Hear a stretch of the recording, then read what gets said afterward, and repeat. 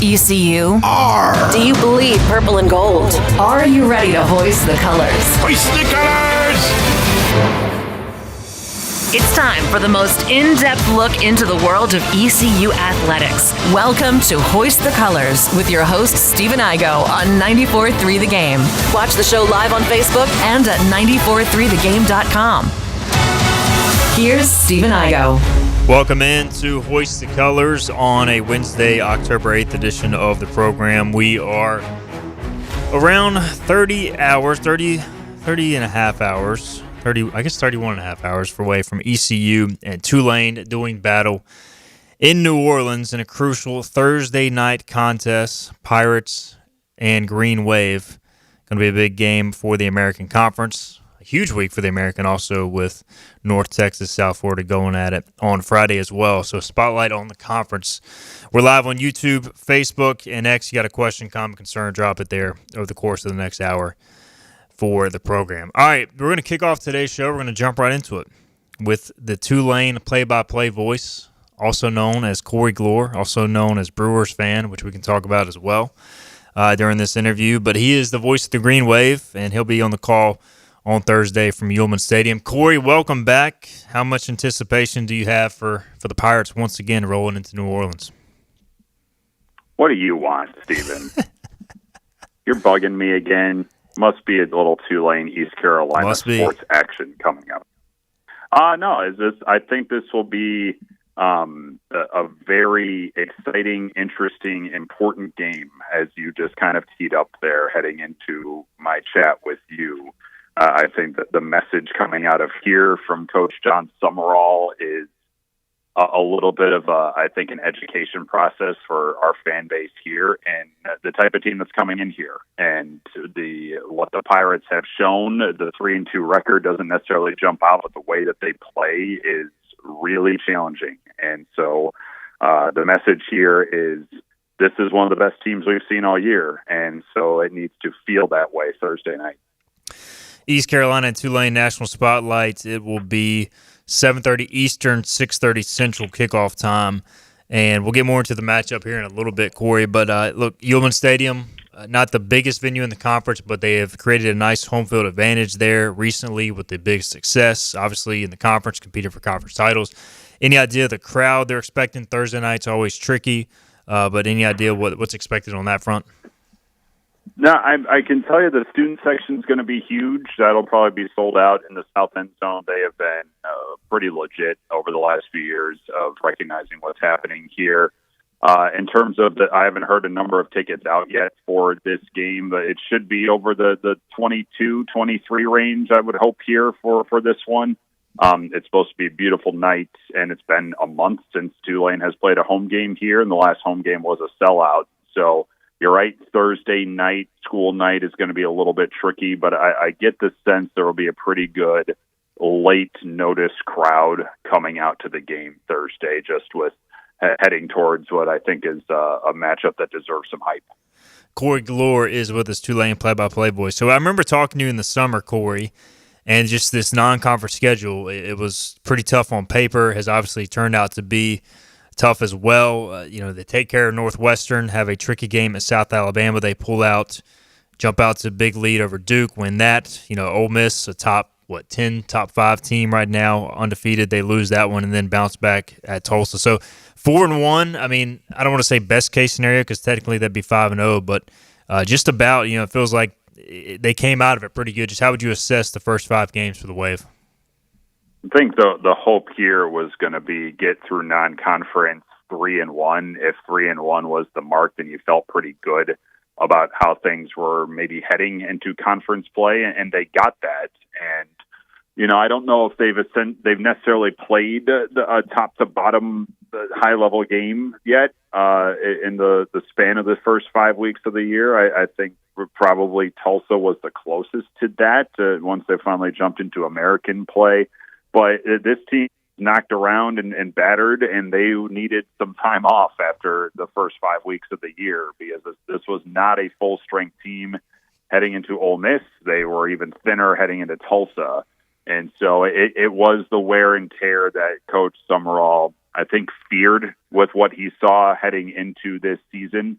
And there were 4 very different types of teams in that non-conference. So whatever you want to say about Power 4, what you can say is that Tulane did not have a size advantage in 3 of their 4 matchups. They did not have a speed advantage in probably 2 of their 4 matchups. And what Coach Summerall has been pretty public about is that the money that was being thrown around in the rosters that this team saw in the first month of the year is triple, quadruple what Tulane's doing. And so the fact that they got 3-1 out of that they looked as good as they did, and their 2 home games against Northwestern and Duke, they looked good in probably spurts, I would say, at South Alabama, and then Ole Miss was Ole Miss. That went off the rails fast, but now we see what they are. And so I would say John Summerall is content with what he saw in the non-conference. 3-1 certainly helps that, but he's still very much looking for his team to play a 60-minute full-effort game right now, because I don't think he's felt that just yet. Sounds very familiar with what we've talked about on the ECU side as well, looking for that full 4 quarters of good football. All right, Jake Retzloff comes in, and, I mean, Tulane brought in, it felt like, as many quarterbacks as any team in America. Retzloff, I believe, was the last to arrive, given the BYU situation, but probably the best, so he wins the job. How do you think he's done through 5 games? I think he's done pretty well for coming in on July 22nd. I mean, he came in very, very late into the proceedings. He had just over a month to try and figure out enough. He was never going to absorb the entire playbook in a month, but he figured out enough to perform pretty well in week 1 against Northwestern, and then more and more has opened up for him as the weeks have gone along. He was in a quarterback battle in August with Brendan Sullivan, the Iowa transfer. Sullivan got hurt midway through, and that kind of paved the way for Retzloff to lock down the job. His mobility, I think, has been even a little bit more of a surprise for folks here than what we anticipated, and we knew that he would be able to move the pocket around and get some things done with his legs. But he is his team's leading rusher. He is one of the leading rushers in the conference, his 7 touchdowns and nearly 400 yards. And that, the yardage nearly eclipses what he did last year at BYU. The touchdowns already do on the ground. And so that's been a little bit, I think, more of an added element to the offense than even what Joe Craddock, offensive coordinator, was expecting he could do when Retzloff came in so late. There's still work to be done in the passing game. He hasn't thrown a passing touchdown since week 2, and he's not found a wide receiver in a passing touchdown yet. And so there's more to mine out of the actual passing game here for Retzloff. He's still trying to figure out the touch on the football a little bit, what receivers capable of doing what. So hopefully the bye week helps move that along a little bit, because there's still more to grow there, both on his end and in this receiving core in terms of making big plays happen downfield. Yeah, I was going to ask about that, Corey, just like the fascination of this matchup. ECU has been pretty stout against the run. Obviously, we know John Summerall, like something ridiculous. Was it 29-0 when his teams outrushed the opposition or something? So, yeah. I don't think it's a secret to say ECU is going to try to stop the run early. Blake has said as much. And then, if you're Tulane, you almost want to try and take a shot early. So just how interested are you in the chess match early on of, kind of how it looks, specifically when Tulane's offense is on the field early in this game? That, I think, is the biggest fascination to me, even understanding just what the ECU offense is going to try and do here. The fact that the ECU has performed this well defensively to start the year and has been really good at stopping the run will test what Tulane will try and do offensively right off the bat. This defense that ECU runs, it has some similarities to what Duke brought in week 3, just the aggression that they bring into the backfield that is very similar to what Manny Diaz tries to do week in and week out. How Tulane exploited that is that they used the read option a lot. The running backs were really silenced by Duke. They did not have a great night, but that was Jake Retzloff with 4 touchdowns on the ground. And that opened up maybe the better big plays in the passing game that we have seen this year so far, because they set up that read option. And so I'm fascinated to see if Tulane tries to lean on that early and see if they can open up some holes in the second and third levels to try to get the passing game going. We'll see if they try and go aerial to start, but Tulane is who they are, and they will want to try and control the ground game themselves, even though that is a strength of the ECU defense to try and halt that. They will want to try and set the tone that way first, and if they can't do that, then they'll seek other options. But I get the sense the quarterback run might be in play here early on to try and open things up. We're visiting with Corey Gloor, Tulane play-by-play voice. Defensively, look, we know John Monroe always has solid defensive clubs. I know that their leading tackler got hurt in the last game. Sounds like he'll miss some time, but it's still a really stingy unit. And when I watch the tape, the defensive line stands out. So we'll start there. I mean, I remember Santana Hopper out of high school. He was actually committed to ECU, flipped to App State. It was a stud there. He's obviously transferred to Tulane since then, and they have some other guys up front. So how vital is that defensive line to their success? It's everything, I mean, I could see bits and pieces of it in the non-conference slate, and then Tulsa was just, they got let off the leash. They had 6 sacks, 13 TFLs at Tulsa, and that, they had 5 sacks and 15 total tackles for loss in the first 4 weeks of the year. And so, that was the first game in which that line felt like the line that we had heard so much about heading into the season. And Hopper's in the middle of that. He was player of the week defensively after that performance in Tulsa with a sack and a half and 4 tackles for loss. He's got Harvey Dyson as the edge rusher lined up next to him, and he's probably the most consistent guy on this front four. 6'3", 250, gets off the line quick, 3.5 sacks, had 2 against Tulsa a couple weeks ago. So he has been probably the best pass rush force so far for this team. And then on the other end of the line is Cameron Hamilton, who's been a veteran here since the Cotton Bowl year of 2022, and he had a really strong go at Tulsa as well. So the line, it honestly runs 12, 13 deep, and Tulane does that by choice, not necessarily out of need or trying to fill weaknesses here. They feel that when they go into a dozen down the line, they do not miss much of a step up there, and that keeps guys fresh, and that's going to be imperative when it comes to the pace that East Carolina is going to go with offensively to keep that defensive line rotating as much as possible, because when guys have come in behind a Santana Hopper like an Elijah Champagne or an Elite Nair, none has been missed there, and when guys come in behind Cameron Hamilton, it's a Gerard Henderson who will be back from injury this week, or Jordan Norman, and those two have definitely held their own, to say the least. And so the defensive line is the whole key to the operation. They want to stop the run first. That starts up front, and that there's going to be a little bit more put on them probably. You mentioned Dixon Agu, leading tackler. He suffered a nasty injury at Tulsa, and so not having him in the second level makes that part of the field thinner. And so that front four, I think there's going to be even more onus on them to get home fast against this team Thursday.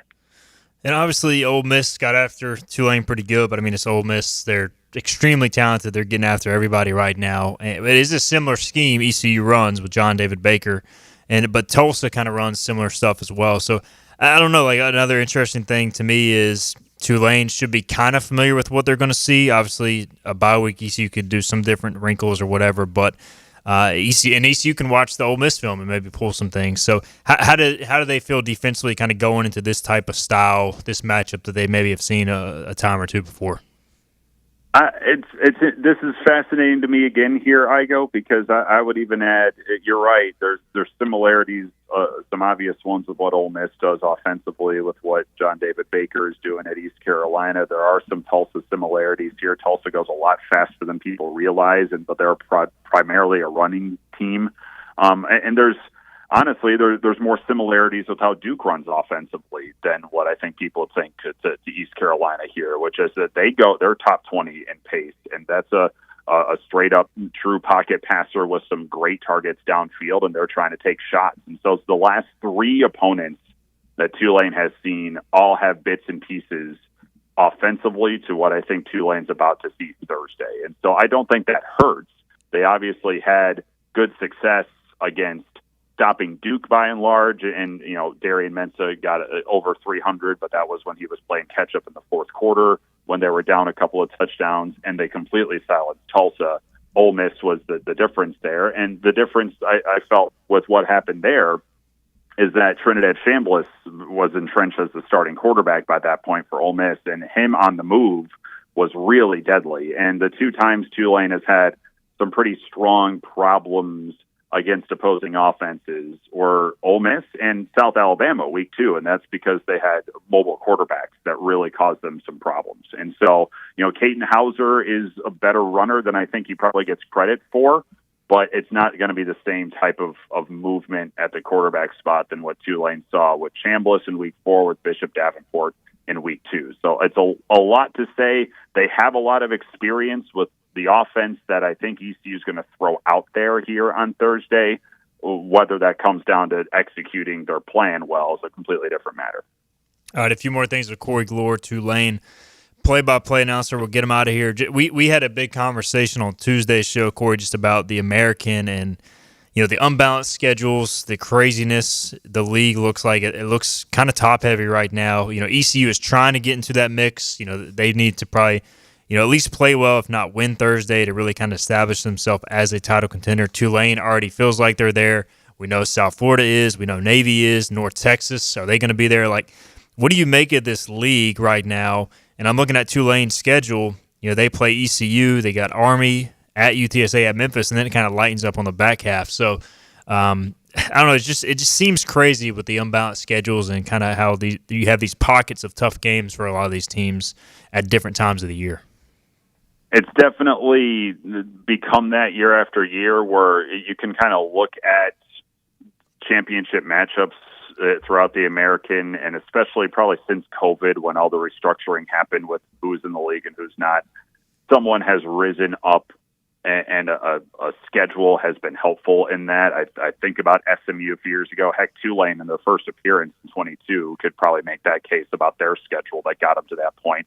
And last year, Army had that situation as well in the conference slate, where it didn't look as hard on paper as maybe other teams in the league. It is top heavy. I agree with you. I think the top has gotten bigger though. And so you mentioned, you rattled off a bunch of teams, and I'm not even sure you mentioned Memphis there. And so and there's the other one. And so I think you literally have, I think the top half of this league all has a legitimate case right now why they could be in the discussion come last week in November. And that's a little bit different in the league than what we've seen the last few years, where it's been maybe 3 or 4 teams by that point of the season.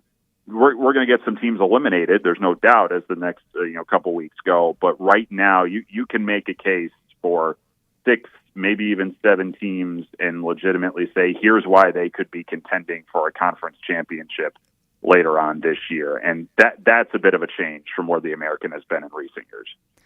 All right, final thing, I got to ask you about your Milwaukee Brewers, and hopefully they don't have as bad of a playoff exit as the Bucks did this past NBA season. But I will say, man, they look incredible. And I know I'm not trying to jinx them here because I know the Brewers in the playoffs don't usually go that well together. But everybody's throwing 104 miles per hour. I was texting you on Monday night. And they're crushing the Cubs, up 2-0 in the series, obviously going back to Chicago on Wednesday. But how are you feeling about your Brew Crew? Is this the year they make it back to the World Series? Well, first of all, no. And second of all, I'm never feeling good about the Brewers. I will say that I'm not sure they could have started these first 2 games of the division series any worse. They gave up a home run, 4 pitches into game 1. They gave up a 3-spot, 4 batters into game 2. And they've still won comfortably. And so that's been fun to watch. What that means for the next couple of games here in Chicago, and if they need to go back to Milwaukee, absolutely nothing. I've been experiencing, much like you and your pro team of choice, it's hard to just fully 100% get on board and say, yes, this is going to happen, because I've seen this play out in the past. And so, no, I until it actually happens, I will be pessimistic about it all. That's the best way to live life, Stephen, is pessimistically. Well, speaking of pessimistic, Scott Rogers and I are coming to town. Are you ready? I'm actually more worried about what you guys will be getting up to, because you told me where you're staying, and I told you really should have consulted me first, because Get in the weight room a little bit more before you get down here, because it's an interesting part of town you've chosen to stay in. And yeah, for some reason, is Scooter helping you? Apparently, I've been told he has a working credential. Yeah, he has a working credential for the game, which I don't know how we got that verified, but he will be in the press box.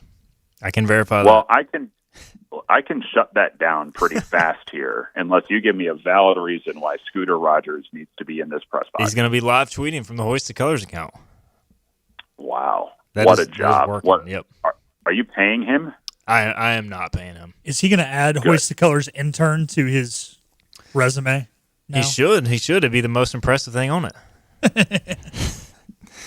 But You're not wrong. Yeah. Well, Corey, we're going to crash the party and have some fun. But I appreciate you taking the time, as always, man. We'll catch you down in New Orleans here shortly, man. Looking forward to it. Travel safe. Looking forward to seeing you and maybe seeing Scooter as well. I haven't decided if I'm really pumped for that or not. But yeah, see you both here in a little bit. He is Corey Gloor, Tulane play-by-play announcer. Also has a lot of great friends around here from his time at ECU. One of the best in the business. Appreciate his time on this Wednesday edition of the show. We'll come back. We'll continue on this edition of Voice the Colors. The team of Flatlands Jessup is working overtime to help ensure that Eastern North Carolinians like you get the health insurance help you need this open enrollment period. New legislation passed meaning more people than ever qualify for affordable coverage. Let us help you today.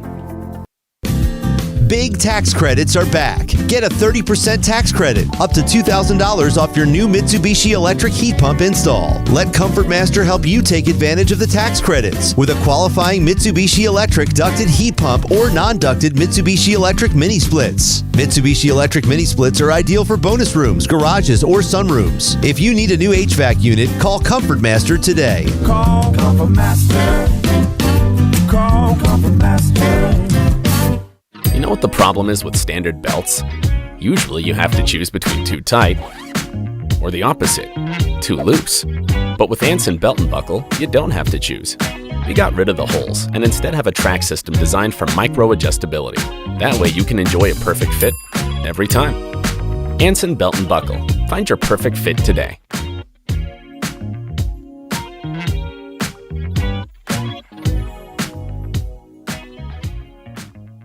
Healthwise Pharmacy rounds the bases with all of your infusion, retail, compounding, and medical equipment needs. Locally owned and operated by pharmacist Marcy Parker, Healthwise has grown to be your most trusted provider for infusion services. Currently providing in-home or on-site infusions in North Carolina, South Carolina, and Virginia.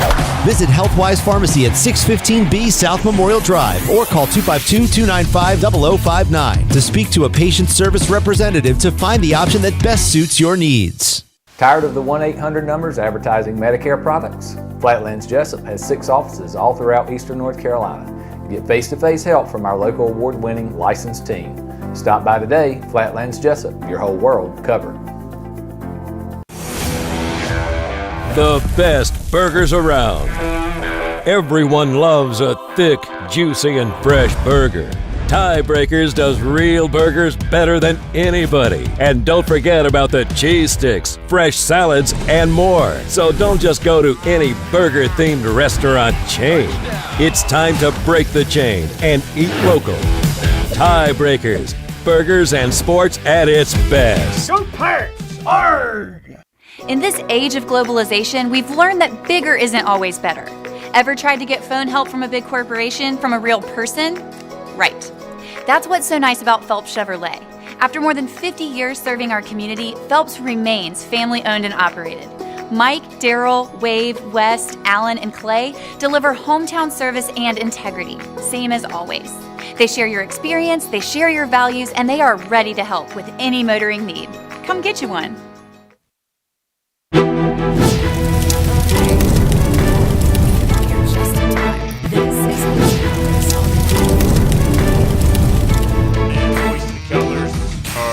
Second segment here. Just had a long conversation with Corey Gloor. Always great to catch up with an old friend. From his time at ECU, now doing great things at Tulane. Wanted to take a minute here if we get to Kevin Monroe. Interesting thing ECU is doing on the road this season, which I am a huge fan of. The Pirates, when they go on the road, are not just going to the hotel, going to sleep, and going to play the game. They're actually doing some sightseeing. I mean, it's not like they're going out for 3-4 hours. So I do want to make it clear they're just kind of going out for 30 minutes an hour. But at the place they're going, they're checking out some highlights. Like when they went to Conway, they went to the beach for a bit on Myrtle Beach the night before the game. Obviously, they won 38-0, so I guess it worked pretty good. When they go to New Orleans, Blake Harrell said they're going to see a cathedral. Also, check out Café du Monde and eat what they make. What is it called again? Beignet? Beignet, yeah. Which I've done, and it's delicious. A lot of sugar, but it's good. And maybe I'll take Scott Rogers there as well. And they're going to like the Rocky Steps in Philly for the Temple game. They're going to do the Riverwalk and maybe see the Alamo for UTSA. So, I think this is awesome. I understand the fans have some trepidation. But, like, at the end of the day, man, they're 18 to 22-year-old young men. Like, you're going on the road, like, 30 minutes to an hour seeing some things that you otherwise may not see in your lifetime or may not see at least for a long time. Like, that's part of living life. I think it's cool, and it helps relax the guys, too. So I think this is something that is rare covering college football. I've never really heard of this, at least at ECU, but outside of a bowl game. So I'm a fan of it, though. I don't know. What do you think, Phillip? I think life's about balance.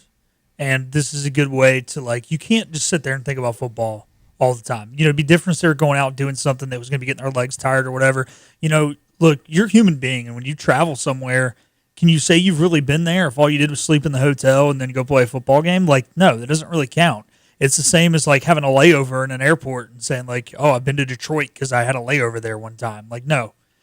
So first off, yeah, you're getting this opportunity to do something as a human being that will be able to see and have for the rest of your life. And then also, man, like, I don't think people sometimes realize, like, how long they actually have to sit in hotels. Like, when they play a 7 o'clock home game, they're literally just sitting in the hotel from the moment they wake up until we see them at the Pirate Walk. Doing nothing. Doing nothing. Like, just watching football, and there ain't no ESPN Plus in there. There ain't no even ESPNU. You got to think they get the national, like the over-the-air channels, ESPN, ESPN2, and that's it. And they're just, like, chilling. So, like, it's good to just, like, not get cabin fever. Let them ride the bus around. Let them just see other cars, trees, grass. Like, it's good I think, for their mental state to just kind of be able to get out and not have that cabin fever. Cabin fever sucks. Yeah, and I like the way you put it. It's about balance. And they'll do some meetings and, walkthroughs the morning of just to kind of refresh, make sure it's all there. But, like, the night before you get in, the night you get in and you're doing it the night before the game, like, you're not really doing much besides team meal and all that stuff anyways. So, like, the game prep, especially coming off a bye in this case, like, it's been done, and it's been done probably twice. And you have to, a way to ease the tension and relax the mind is to do this sort of stuff. And Kyle Long and Zion Wilson, two ECU linemen, we asked them about it, and they were both huge fans of it. Not that they would say they weren't, but, like, you could just see the smile on Kyle Long's face. I was like, have you ever done this at Maryland? And he's a 60-year senior. He's like, no. He's like, no, we never did anything like this. And so, like, I think it means a lot to the players. The first thing he said was, thanks to Coach Harrell for giving us this opportunity. And that's another reason. Look, Coach Harrell is a player's coach. How do you get your players to love you back and play hard for you? You do little stuff like this, and it adds up. Yeah, exactly. And I remember in, like, high school was not the best comparison, but, like, we went up to Chapel Hill one time for a 7-on-7, and we got to go and, like, tour their locker room and stuff. And even though, like, it was just something little like that, like, hey, man, we didn't just come up here, play, and go home. We got to do something. We got to walk around in the weight room. We got to, go into in the Carolina locker room, just, like, doing those little things, man. And it's kind of a fun bonding time because, again, you're not talking about football. You're joking, you're laughing, you're talking about random stuff. This is an opportunity for guys to tell people, hey, man, once I got to travel to this other place, it kind of reminds me of this. You should check it out one day, and reminisce about times with their family, and you can learn about each other's family in times like this. And, man, I don't know, man, it's cool. And it's like culture for our country, too. I mean, think about it. Like, yeah, New Orleans, this cathedral, you got the Rocky Steps and Philly, the Alamo. I mean, that actually has a part in, like, American history if they get to go do that. So, like, you're learning stuff. It's educational, too. It's not like they're just, like, they're not going to partying. Yeah, they're not partying or going to some park and staring up at the sky. Like, I mean, this is actually, like, an educational opportunity. Yeah, so I'm all for it. And, yeah, they still have the curfews. They still have the bet checks and all that. So it's not like they're just going out all night letting them party. There's a big difference, and I'm a huge fan of this. Think it's very cool that Blake Harrell and staff are doing this. Just want to bring that to everybody's attention. All right, we will get a break in. We'll come back. We'll visit with Kevin Monroe, former ECU defensive back and analyst on the ECU Sports Network after this.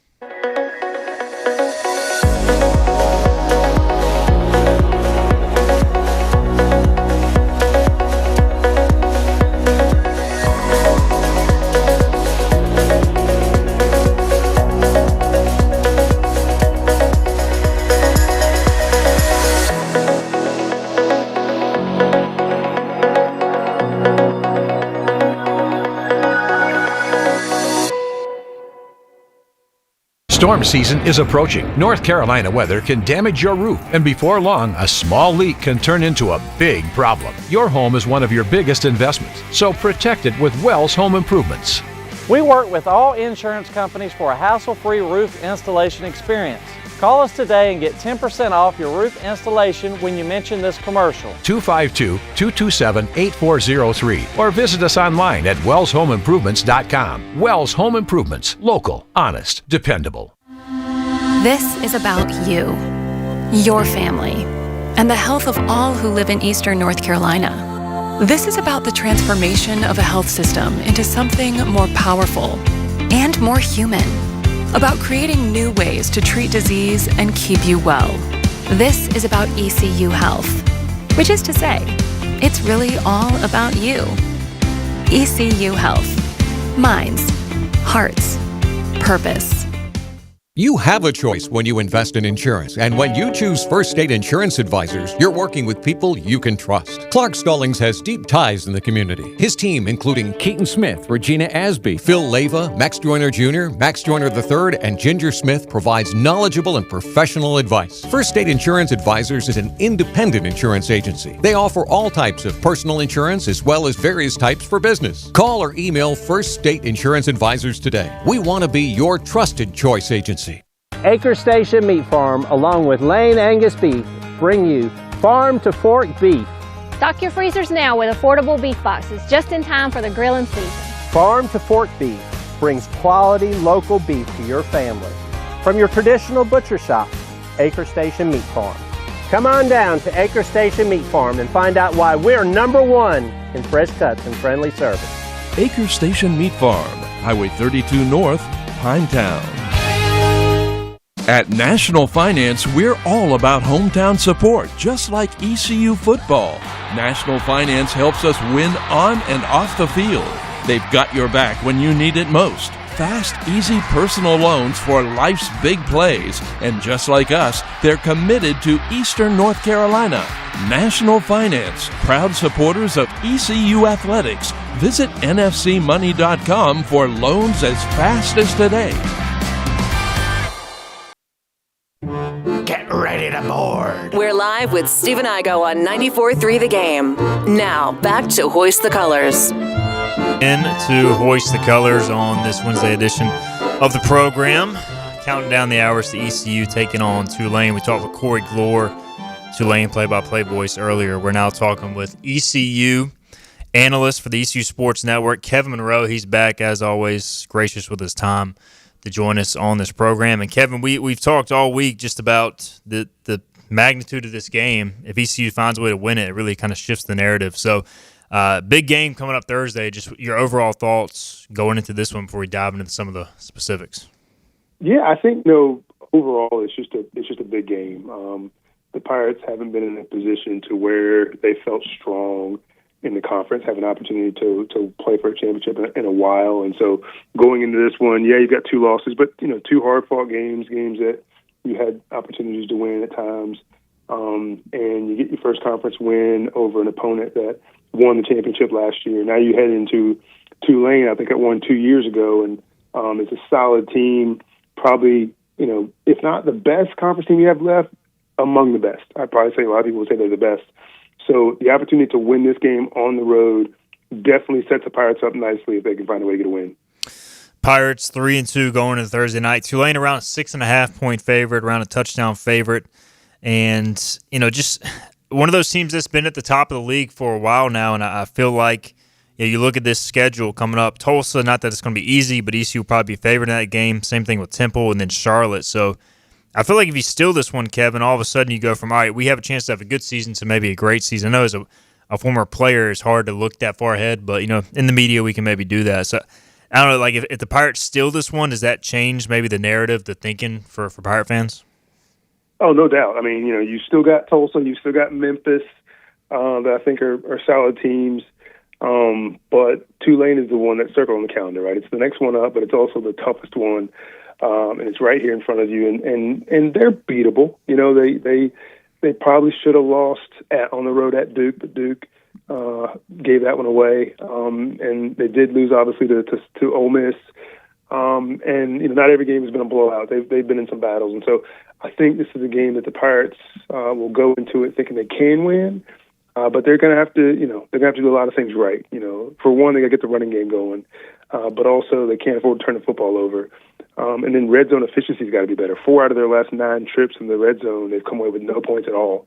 And that's, spanning 2 games. So they've got to find a way to get points any opportunity they have in the red zone. And so, we'll see. But those are definitely going to be some key things. Visiting with Kevin Monroe, ECU Sports Network analyst. And Tulane, a team that runs the football a ton, Kevin, really good running game with a quarterback, Jake Retzloff, who transferred from BYU. And honestly, kind of a similar offense in many ways to BYU, like a lot of motion, a lot of tight ends.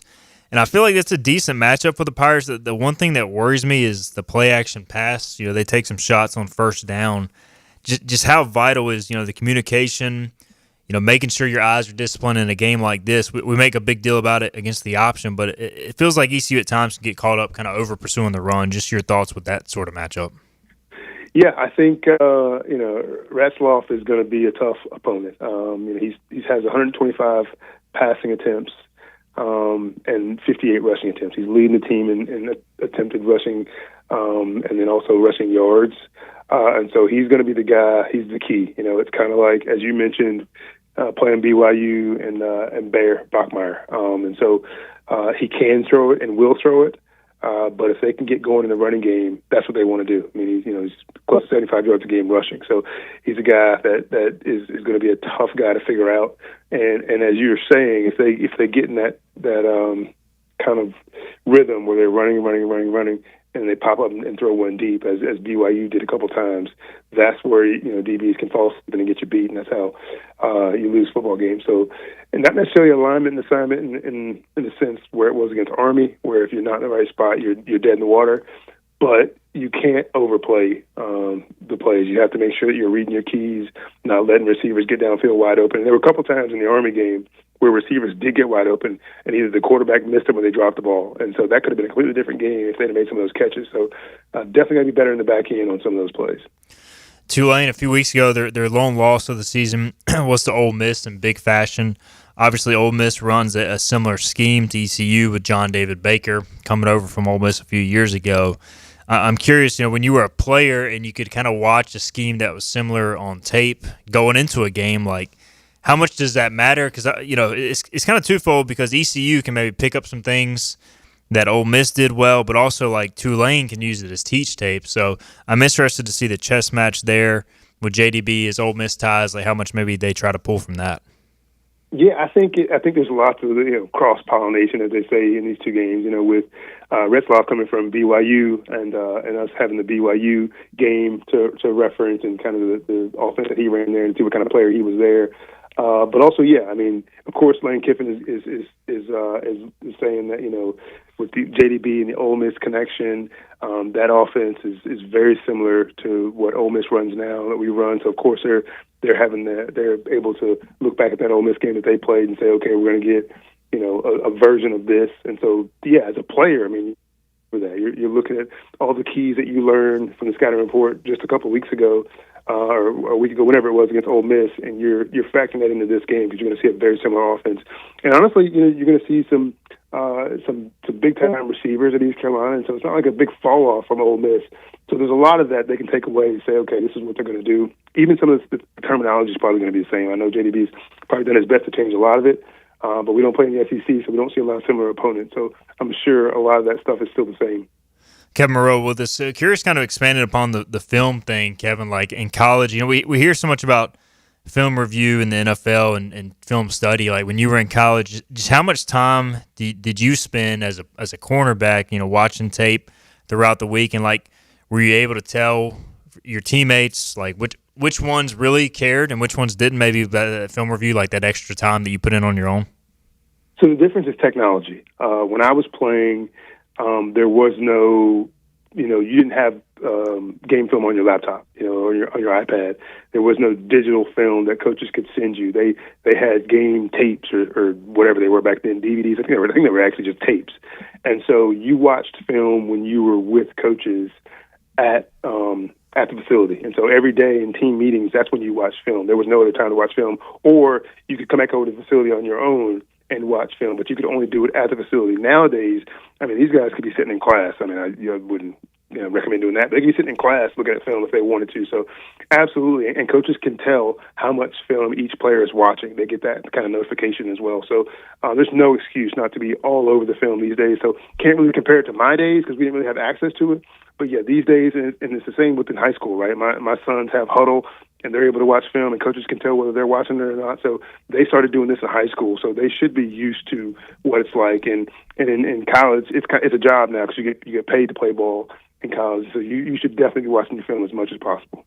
Risen with Kevin Monroe, ECU Sports Network analyst, former Pirate defensive back as well. You kind of hit on the red zone problems for ECU recently. The good news is, Kevin, they've been in the red zone 29 times, which ranks near the top of the country.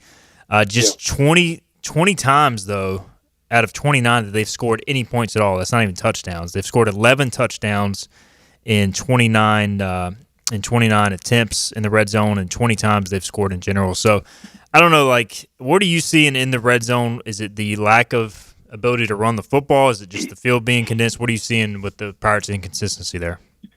Well, I think it starts with the quarterback, right? He's got to get teams in the right plays. I know they go to the line of scrimmage every time with 2 or 3 different play options, and so he's got to make the correct checks. And it just gets tight down there. It gets condensed. Receivers have to find a way to get open, but also the play calls have to be as such where you're getting rubs, you're getting guys open off of DBs and linebackers running into each other and different things like that. But also you can't get away from running the football. You got to run it until you can't run it anymore. And then off of that, you do play action. So I think it's a little bit of play calling issues, and I think it's a little bit of guys getting receivers getting open down there, and Caden getting them in the right plays, making checks to the line of scrimmage. So a lot of things can be attributed to it. I know they're working hard on it, but the turnovers too. We've had in the last few games, we've had some turnovers in the red zone that have killed you, trying to do too much instead of just taking the 3 points. So yeah, take care of the football down there. Have some originality, maybe some things they haven't seen on film to get guys open. Yeah, I was going to mention, Kevin, I feel like ECU's got the targets to throw, some one-on-one balls to. Like we saw the one at Coastal with Yannick Smith, the fade ball in the corner he makes the play on. I'm surprised we haven't seen Javante Connor get a one-on-one ball, split him out wide, motion him out wide, throw him a jump ball. I just feel like ECU's got the red zone weapons. We haven't necessarily seen those types of plays. Am I wrong there? I don't think you're wrong. I think that you still want to try to get guys open.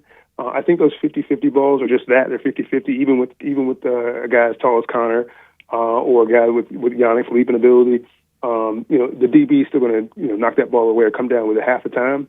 And so you want to make sure you have plays where you're getting guys open. And I watch a lot of college football, and I'm seeing guys running free in the end zone. And I want to see more of that as opposed to them just kind of throwing it up and hoping somebody comes down with it. Now, you got to do that every now and then because you got some athletes.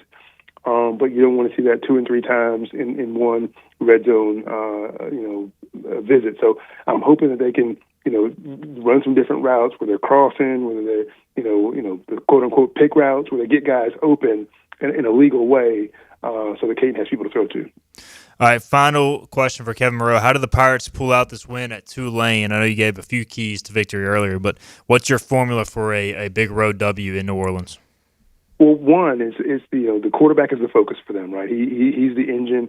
If he gets going, he's running the football well. They're hard to stop. He's leading the team in rushing. So you got to make sure that whether it's a drop back pass, whether it's RPO, whether it's a design run, there's always somebody spying him, somebody hustling to get to him when he's running the football. You take that run game away from him, that changes things. So I think it's got to start there. Turnovers. We've found a way to turn the ball over a couple times, specifically in the red zone, in crucial situations, and not been able to get points. So the Pirates have to win the turnover battle. They have to take care of the football. And then I think you got to get some big plays. We saw some of that last week. 2 weeks ago against Army, Anthony Smith came away with a couple deep balls. We found a way to get guys open downfield, took some shots. Got to get Connor and Riles back involved, get some seam routes, get some things happen downfield. And this run game, I mean, yards a carry on the season, only 3.6 versus Army. They've got to be better. They've got to be averaging over 4 yards a carry. You got to be able to hand off the football in crucial third downs and crucial fourth downs to pick them up and not be forced to pass so much. I'm happy with Caden Hauser. I'm happy that he's able to make plays with his arm, but they've got to be able to run the football better. I don't know that this is the week that's going to happen, but they've got to continue to work on it to try to get that thing going. So if you're able to run the football better, that's going to help. Big plays downfield offensively, contain Ratzlaff, and then the turnover battle.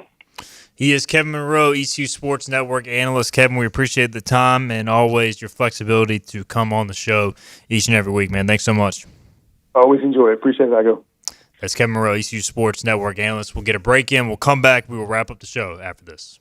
It's time to soak up the savings at Greenville Toyota. Summer is here with hot deals on a great selection of new Toyotas, like a Corolla, $189 a month, or Tacoma, $279 a month. Soak up the savings at Greenville Toyota.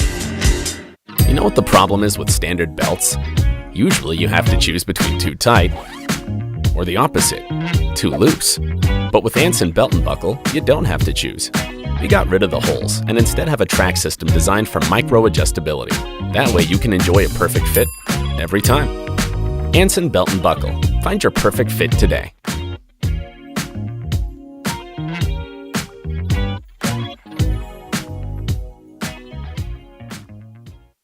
Daughtridge Gas and Oil has been your dependable propane supplier for 95 years. Their trained technicians can service and properly install all your propane and natural gas appliances. Plus, Daughtridge Gas and Oil is your backyard expert with fire pits, grills, smokers, and more, including quality outdoor furniture at their Greenville Patio and Hearth Shop at 1901 Charles Boulevard. Go by and see the knowledgeable staff at Daughtridge Gas and Oil for propane delivery or call 756-1345.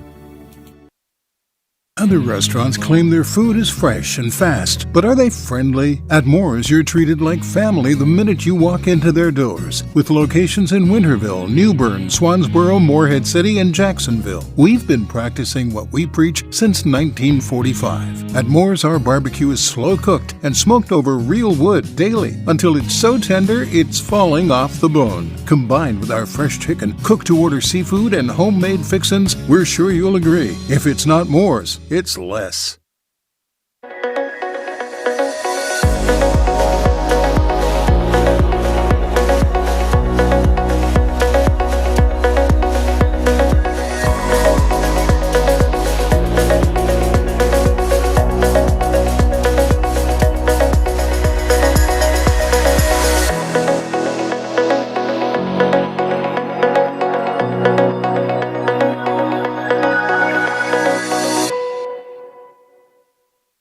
My hair is definitely a reflection of who I am. Wild, fun, fiery for sure. It just goes with the flow. Me and my hair, both untamable. I wear it how I feel. Feel fearless. Feel empowered. Look fantastic. Look fantastic. Look fantastic. Feel unstoppable. Unstoppable.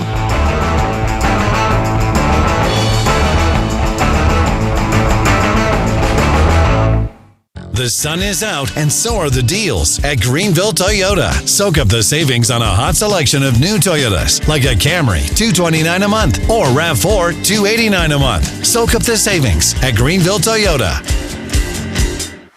Remember, get the podcast of the show on the IBX Media app or where you get your podcasts. Got it. You don't have to tell me twice. I remember it exactly. Stephen Igo and Hoist the Colors on 94.3 The Game.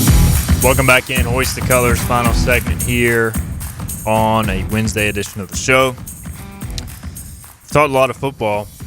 we'll hit on some basketball here. ECU picked up a big commitment on Tuesday. 4-star recruit on the hoops front, Draylon Creasy, a 6'7", 185-pound wing out of Blue Ridge School in Virginia, also a member of the Boo Williams AAU program.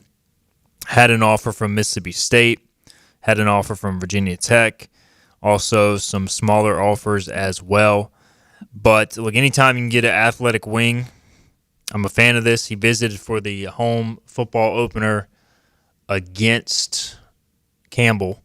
I almost blanked on who the Pirates opened the football season with. ECU has had some. They've had 3 4-star recruits, I think, on campus. At least 2 I know of. Also having a few other. I think Jacob Lanier was the other recruit 4-star who visited from the 2026 class. So he will not play this season, but he is committed for next season. And Philip Pilkington back with us here. We were kind of talking during the break. And I'm a little leery of recruiting high school players these days with the portal. But, like, at the same time, there has to be – every player starts at high school. Yeah. Like, every recruit, I would say, I guess maybe if you're doing an international recruit, you could theoretically not start at high school. I don't know. Although they still have some sort of prep ball internationally. But, like, everybody gets so caught up in the portal. I feel like guys probably slipping through the cracks. And if you're going to take a recruit, if you're ECU from the high school ranks, you might as well take a 4-star kid. Yeah, I think, we were kind of talking about during the break. Everybody was saying, nobody's recruiting high school kids anymore because of the portal. Well, it was the portal paired with COVID. You were getting the extra year of eligibility, so you were not having kids graduate. And now that's finally been flushed out. The guys who were in college were in high school when COVID hit. So they're getting their 4 years. Now they're still finding stupid ways to get extra years of eligibility. And if they grant the 5th, we're going to have to revisit this, and this whole conversation is going to be a wash for 5 years. But now the big schools are not recruiting high school kids. So what you got to hope is that you're a farm system for the big schools. You want to go out there, and now whereas a 4-star kid used to not come to East Carolina, well, guess what? Now insert middle of the tier Power 4 team here, Kansas State, is no longer going after the 4-star guys. They're going after the portal guys. Now you can get the 4-star guys. So it will hopefully make East Carolina's product better, but also, what you want is to have 14 Tristan Newton situations on your team at all times. Right.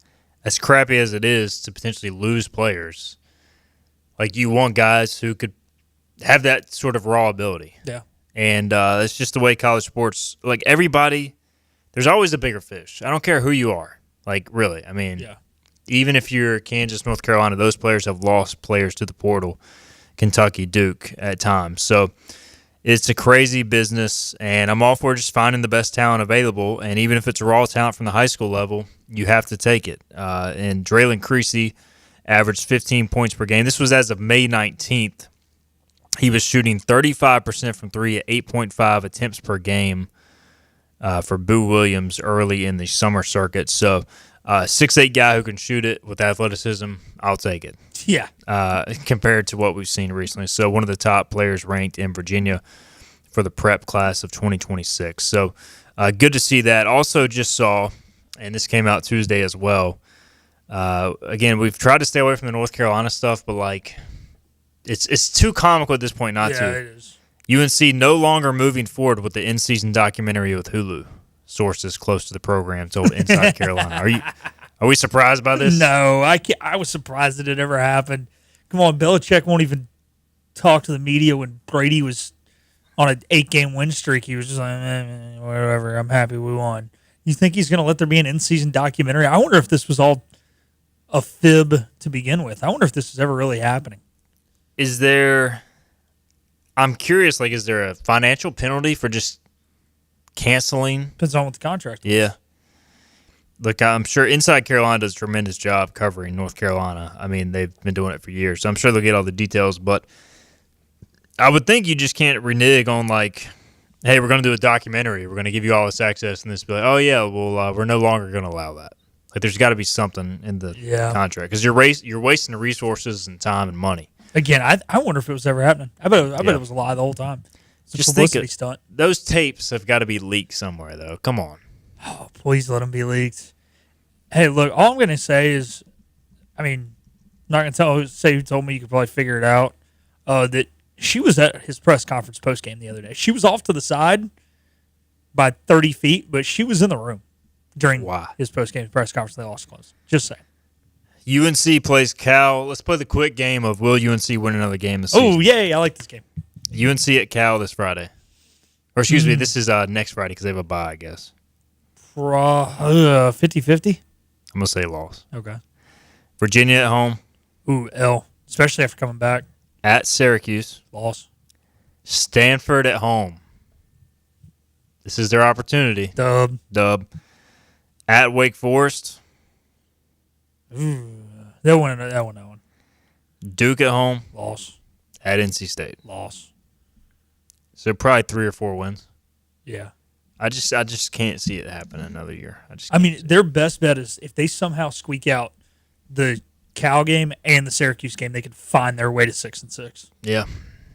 I almost would kind of want to see Bill Belichick coach a bowl game just to see it. But how funny it would be if he's not. We were talking about it earlier.